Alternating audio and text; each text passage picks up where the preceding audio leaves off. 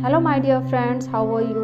Hopes all of you are happy and healthy. उम्मीद है आप सभी स्वस्थ और सुरक्षित होंगे। Somebody is asked me to how to control the anger. गुस्से को कैसे कंट्रोल करें। और उसने मुझे ये बताया कि मैम मुझे इतना ज़्यादा गुस्सा आता है, इतना ज़्यादा गुस्सा आता है कि छोटी छोटी बात पे गुस्सा आता है, लेकिन जब मैं गुस्सा कर देता हूँ और जब मैं उसको बोल देता हूँ तब मेरा गुस्सा शांत हो जाता है। लेकिन गुस्सा आता ही क्यों है? कुछ गुस्से तो होते हैं जो जस्टेबल होते हैं और कुछ होते हैं जो अनजस्टेबल भी होते हैं। Anger is nothing, it's just a reflection of this sadness. Anger कुछ भी नहीं। जब आप अंदर से बहुत ज़्यादा दुखी होते हैं तो आप अपनी बात को निकालने का या अपनी बात को कहने का ये तरीका हो जाता है, वो होता है एंगर के फॉर्म में। लेकिन कई बार हम इस एंगर का जो फॉर्म होता है उसको इतना भयावह बना देते हैं कि सुनने वाला व्यक्ति इतना ज़्यादा हर्ट हो जाता है कि वो कभी ज़िंदगी में आपसे कनेक्ट ही नहीं हो पाता है। कई बार हमारा गुस्सा प्रेजेंट करने का तरीका ऐसा होता है कि सामने वाले को इंजरी भी हो जाती है। कई बार हमारा गुस्सा करने का तरीका ऐसा होता है कि वो वायलेंस क्रिएट कर देता है। जैसे आप डोमेस्टिक वायलेंसेस वगैरह देखते हैं, कम्युनिटी वायलेंसेस देखते हैं। तो गुस्से जो हैं वो किसी भी तरीके से किसी के लिए अच्छा नहीं होता है। जो कर रहा है उसके लिए भी अच्छा नहीं है और जिस पे गुस्सा रिप्रेजेंट किया जा रहा है, निकाला जा रहा है, उसके लिए भी अच्छा नहीं है। अब जैसे कि मैंने आपको बताया कि गुस्सा जो होता है वो आपके डीप सैडनेस से आता है। तो सबसे ज़्यादा इम्पॉर्टेंट ये होता है कि आप जिस कारण से दुखी हो रहे हो, जिस कारण से सैडनेस हो रहे हो, उसको खत्म करने की कोशिश करो। सैडनेस को खत्म करने की कोशिश करो। अब सैडनेस कैसे खत्म होगी?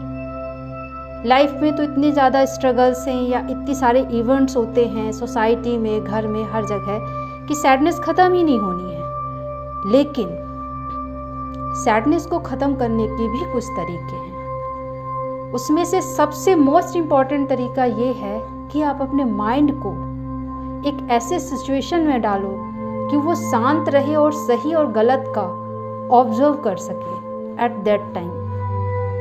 सो मैं कुछ स्टेप्स बताती हूँ जिससे आप अपने एंगर को कंट्रोल कर सकते हो। First and most important thing, you should take deep breathe.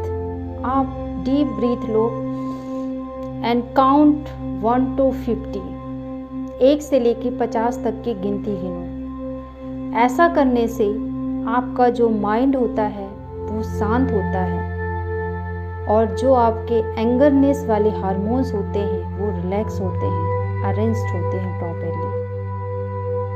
Second step, अगर आपको गुस्सा आता है तो वो आपको अपनाना चाहिए। आप उस प्लेस को छोड़ दीजिए। जिस जगह आप हैं और आपको गुस्सा आ रहा है उस जगह से आप चले जाइए।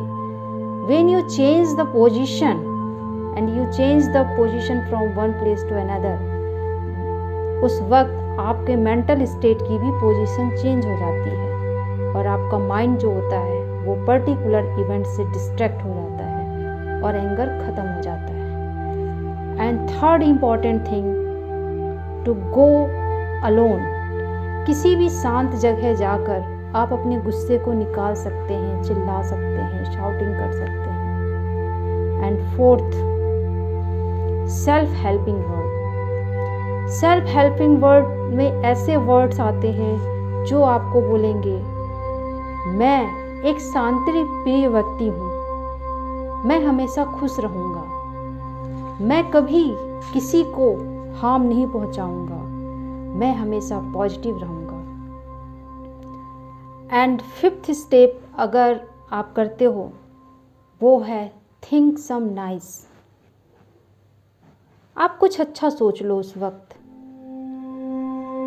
जब गुस्सा आने लगता है तो आप थोड़ी देर के लिए रुको और सोचो।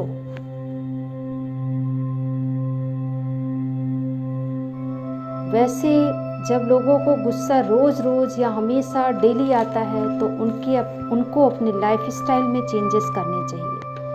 उन लाइफ स्टाइल में चेंजेस क्या है कि आप बुक्स पढ़ो, एटलीस्ट 4 से 5 पेज डेली पढ़ना चाहिए, राइटिंग करो, लिसनिंग म्यूजिक करो, सिंगिंग, डांसिंग, कुछ भी करो। गुस्सा किसी भी हाल में आपके लिए अच्छा नहीं है। आपके साथ साथ वो आपकी सराउंडिंग को भी खराब कर देता है। Always laugh. Laughing therapy is healing the all the mental health condition. कोई भी कॉमेडी मूवीज वगैरह देखो या कॉमेडी सीन्स देखो। Anger is sine not a solution. अगर किसी वजह से आपको गुस्सा आ रहा है तो आप जानने की कोशिश करो इसके पीछे का रीजन क्या है और उस रीजन को डिस्ट्रॉय करो या उस रीजन से बाहर आने की कोशिश करो।